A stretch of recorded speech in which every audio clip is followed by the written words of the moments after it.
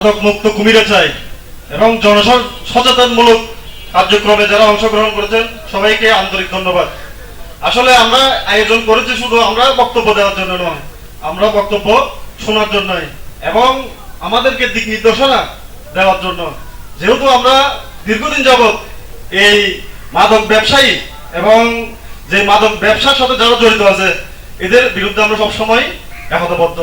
আমরা যেই সংগঠন আমাদের যে উদ্যুক্ত কাফেলা সামাজিক সংগঠন, এটা আমাদের করতে হচ্ছে কেন হচ্ছে আমরা এককভাবে কোনো কিছু করতে পারবো না। সেই জন্য আমরা একটু সংঘবদ্ধ ভাবে একটা কিছু ছেলেদের নিয়ে আমরা দাঁড়াইছি এবং যে মিনুর মেয়ে দীর্ঘদিন যাবৎ এই যে কিছুদিন আগে আমরা যে মিনুর মেয়ের বাড়িঘর জ্বালাই দেওয়া হয়েছে, এগুলা কি আমরা জ্বালাইছি? আপনারা বলেন বলে কারা জ্বালাইছে? এগুলা মসজিদ থেকে ঘোষণা হয়েছে। কেউ তো নেতৃত্ব দিচ্ছে নাকি? যারা নেতৃত্ব দিচ্ছে তারা আওয়ামী লীগের বর্বদে আসিল নাকি? যেহেতু মসজিদ থেকে এটা ঘোষণা হয়েছে, এরপরে সবাই পুরো এলাকার সবাই গেছে। এখানে আমরা আমাদের সংগঠন থেকে একটা ছেলে তার বাড়ি গেছে, আপনারা আসেন এখানে এটা বাড়ি কেটে জ্বালিয়ে দেন, গেছে কেউ? যায় নাই। যেহেতু মসজিদ থেকে ঘোষণা হয়েছে সবাই গেছে মসজিদ থেকে যাওয়ার পরে এলাকাবাসী সবাই কিছু উচ্ছৃঙ্খল ছেলে ফেলে কিছু কি করছে, জ্বালাই দিছে। জ্বালানোর পক্ষে তো আমরা ছিলাম না, আমরা গেছিলাম এটা ইয়া করার জন্য, এদেরকে নির্মূল করে দেওয়ার জন্য। ও এখানে মাদক ব্যবসা করে এখানে, ঠিক আছে? এখানে আমাদের ছেলের জন্য ও এখানে ক্লিয়ার করতে পারতেছে না, ও অফেনলি ব্যবসা করতে পারতেছে না। এই কারণে গিয়ে ওইখানে একটা জায়গা কিনে এখানে মাদকের ব্যবসা করতেছে। এরপরে এখানে যখন পরিবেশ খারাপ হয়ে গেছে তখন সবাই এদিকের ছেলে সবাই যেহেতু এটার বিরুদ্ধে, পরবর্তীতে সবাই ঐক্যবদ্ধ হয়ে এটা ভাঙিয়ে দিছে এবং জ্বালা দিছে।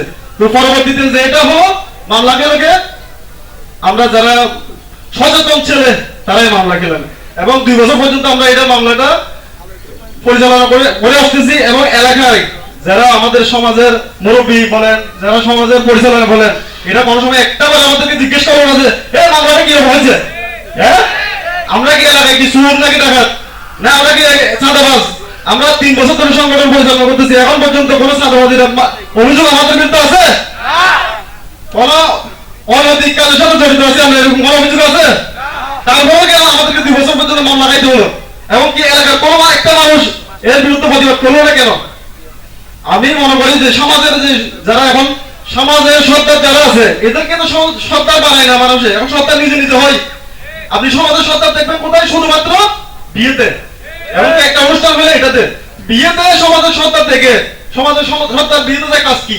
সমাজের সত্তারের বিয়েতে কাজ হচ্ছে শুধুমাত্র সাদা নিবে, এরপর বাসায় যে ঘুমাবে আর কি। মোট কথা হচ্ছে সমাজের এখন সত্তার যারা আছে এরা হচ্ছে সাদাবাজ, বিয়ে থেকে সাদাবাজি করবে আর সমাজের কোনো ভূমিকা এদের নাই।